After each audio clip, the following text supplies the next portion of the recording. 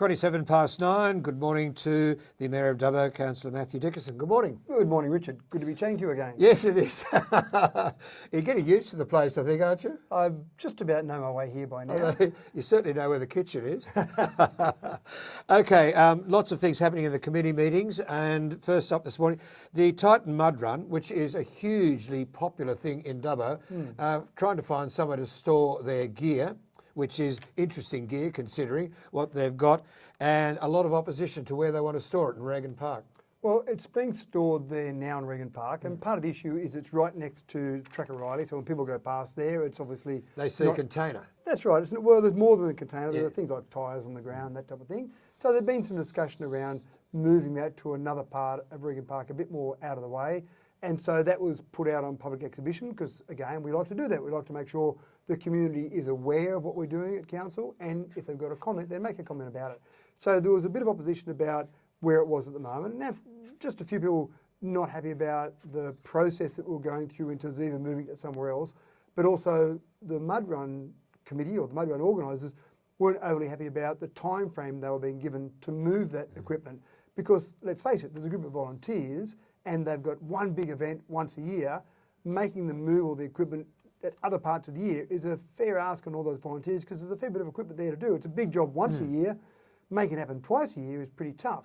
Now, the great part about, I think, the discussions that we have and the very open process we've got at council at the moment is we hear from the community, we hear what they've got to say, and then we can take action based on that. Keep in mind that there are many things around the Track O'Reilly Cycleway that have been put there, paid for by the Titan Macquarie Mud Run. So it's not something we should just say, oh, well, bad luck, we don't like that group, get rid of your stuff and never be seen again, because we've got things that are out there. Part of the Track O'Reilly Cycleway itself was there because of the Mud Run, because of money from the Mud Run. Some of the athletic facilities that we've got are there. Some of the little exercise centres are there because of the Mud Run. So in the end, where council ended up with was leave your equipment there where it is for the moment. Your next Mud Run is in March next year.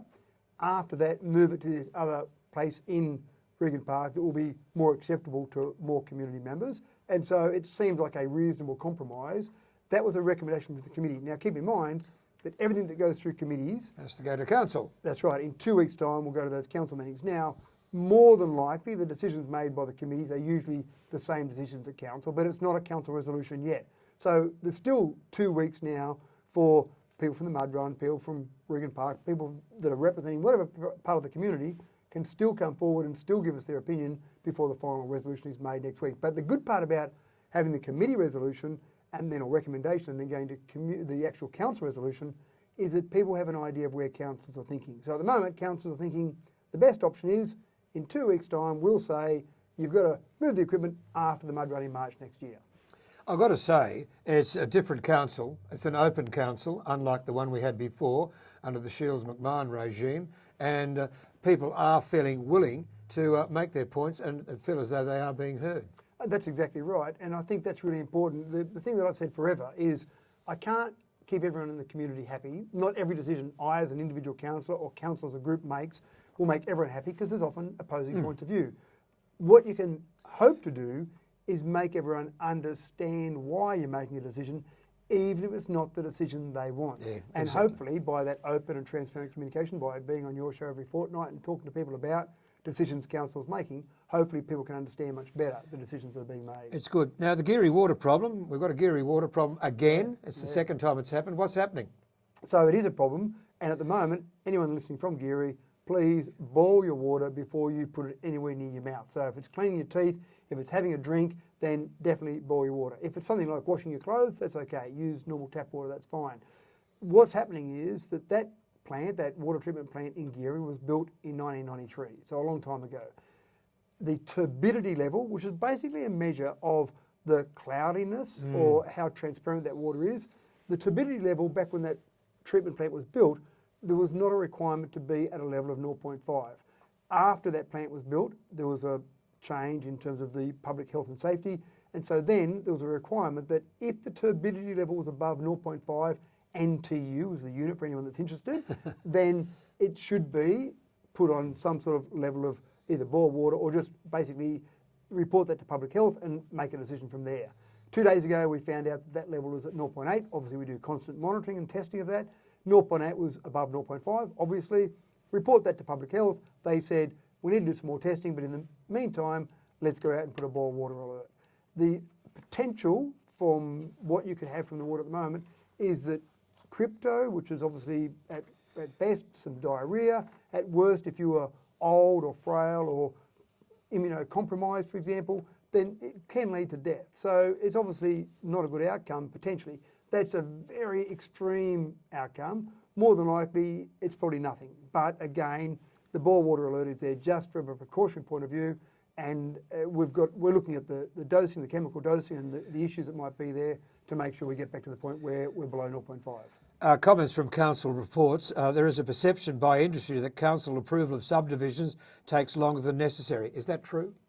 Well, longer than necessary? No. What's longer than necessary? That's exactly right. It's very much something that you might compare it against other councils, you might compare it against other areas. And when we do some of those comparisons, we're actually quite good. Now, not to say we can't get better. You've always got room for improvement. Whatever business, whatever council you've got, there's always room for improvement there. So what we want to do is just look at that, get that in context in terms of the timeframes that we're taking and how do they compare. Do you see that as a priority of council? No. Our number one priority in council is to get our finances back in order. That is, without a doubt, of all the things council's got to do, we can't. Where would you prioritise this then? Below that. So at number two? No, I probably think there's some other areas. We've got things, there's a whole range of priorities that are occurring all the time. Housing's critical though, isn't it? Housing is critical, that's right, but also rebuilding some of the relationships that have been damaged over the last few years is an important thing. So there are so many things that are critical. Roads, more people talk to me about roads than anything else. So roads are critical, but all of the things become irrelevant if you haven't got the money to do it. Yep, okay. So that is without a doubt this council's number one priority at the moment is to get our finances back in order. We can't keep bleeding $20.3 million every 3 years. You made $2 million though on your interest rates recently. That's right. Happy days. Happy days. 2.3 actually. Yeah, that's right. Yeah. And hopefully that'll go up. I read the budget. Yeah, good work. It's the old councillor in me. You've got to be happy with the $3 million for the plaza on Ollie Robbins Oval. Well, is that moving forward? Yeah, I was going to say that. I'll be very happy with that when it's finished because there's been some talk about Sir Roden and Cutler Park being able to have concerts or events at Sir Roden and Cutler Park, and there's been talk about Ollie Robbins Oval, obviously as well. And eventually we got to the point where we've got some funding to go ahead with Ollie Robbins Oval. Now, what will end up being there, in very simple terms, will be a public area that you can have concerts or events at. You can have a gathering of people. There'll be a walkway there, a boardwalk if you like, where people can actually gather and congregate. So I think it's a really exciting area, but it's expensive. But we've got the money from the state government to go ahead with that, so we can finalise all those plans, go to tender and actually start making that happen. And I think down there will be a really exciting area. And when you start to consider when number 1 Church Street is built, when apartments are built there, looking out over the river, you've got Ollie Robbins Oval with that whole event precinct there. I think the CBD will start to come to life. You'll get more restaurants, more cafes open at night time. I just think in general that'll really spark up the whole CBD. Well, I think, and also we've got the plaza, the other plaza near the jail, which will be good as well. Well, a good point. Yeah, exactly right. So that opening up that whole area there is just, we want to make sure the CBD is alive, and I think things like that will help us do that. Concerned about the valuations or the number of buildings being placed, and it's desperate. I mean, last year, May to May, was 23 million. This year, 16.2 million. What's going on? Yeah, that was an interesting process. We actually talked about that in the committee meetings last night in terms of why that might be happening. Now, we're coming off the back of some record numbers in terms of record DAs, record developments that have been put through council. So you're coming off a very high, and so probably a part of that is you're going to struggle to hit those same numbers again. So there's probably a bit of a lack of land for some of those developments to go through. I'm glad you said that, because that was what I was going to say. Is it the lack of land? Yeah, so that's certainly part of that process. I think, again, the record developments and probably just construction workers, actually a number of employees in construction, but also some of the equipment and some of the price increases you're seeing in housing might be just taking the edge off that really hot market that we've had there in housing. So they're still, the numbers are still reasonable, and if we compare them to a few years ago, we'd say, wow, they were fantastic numbers. So I think just the top is coming off there, but let's try and keep it on the boil if we can. Rising interest rates might have a bit of effect there. There are so many variables in where you see those numbers come out.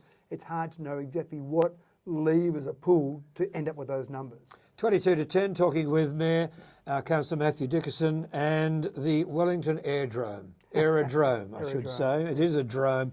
The lease, the use, the drag race is going to be allowed there. What are we doing about the buildings there? It still seems to be a bit of a shambles.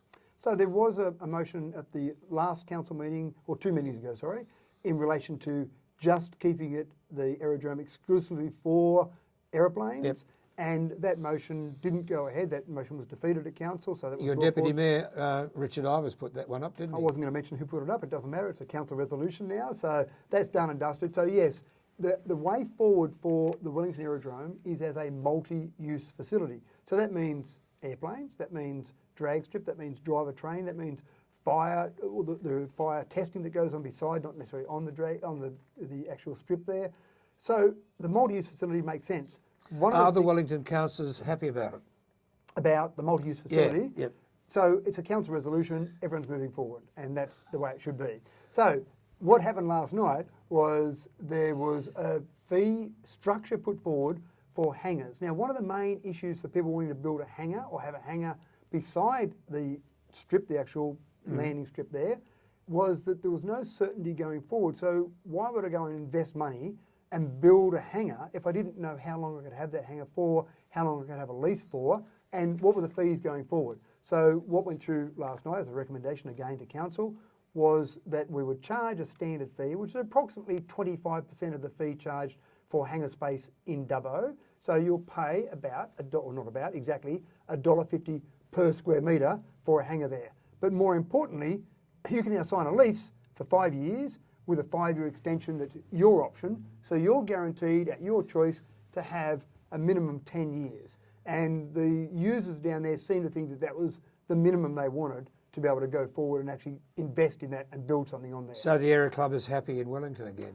I haven't talked to them since the recommendation from last night, but certainly this is the direction they wanted us to go to give them certainty. So now they'll have certainty of 10 years. Now they'll have certainty of fees, $1.50 per square metre. Now that will mean some will be paying more per their hangar than they might have paid in the past. So maybe they won't be over the moon about paying more. If you said to anyone, do you want to pay more for something or less for something, you'll take the less option every time.